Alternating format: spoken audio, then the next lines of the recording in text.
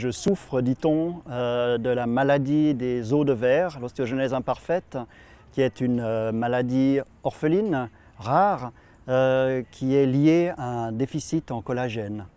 Le collagène, c'est une molécule qui sert de ciment aux cellules, ce qui fait que cette maladie est connue un peu parce que les gens se font des fractures, beaucoup de fractures, mais aussi parce que tout l'organisme est atteint. J'ai passé mon enfance, une grande partie de mon adolescence dans un lit, et beaucoup dans un lit d'hôpital. Ensuite, j'ai vécu avec un casque sur la tête pour protéger ce qui me sert peut-être d'organe le plus efficace ou le plus utile. Et donc j'ai eu une vie extrêmement liée à la maladie.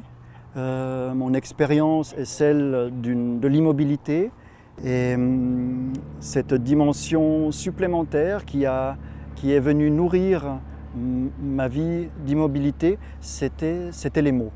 C'était très très jeune, le langage.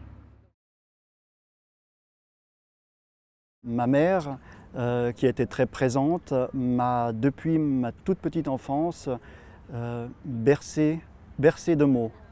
Ma mère ne pouvant pas me prendre dans ses bras, elle m'a pris dans ses histoires. Et peut-être que je suis naturellement lié au langage par ce rapport à la tendresse et par ce rapport très charnel dans le fond, très charnel à ce qui peut lier ou rapprocher des êtres humains. Par chance, donc, il y a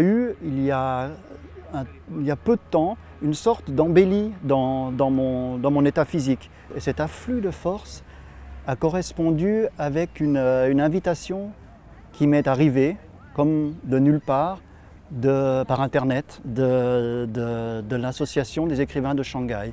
Et je me suis dit, vas-y, avec l'épée de Damoclès, de savoir que cette expédition risquait de me coûter cher au plan physique, mais avec la certitude d'avoir tout à coup devant moi la possibilité de faire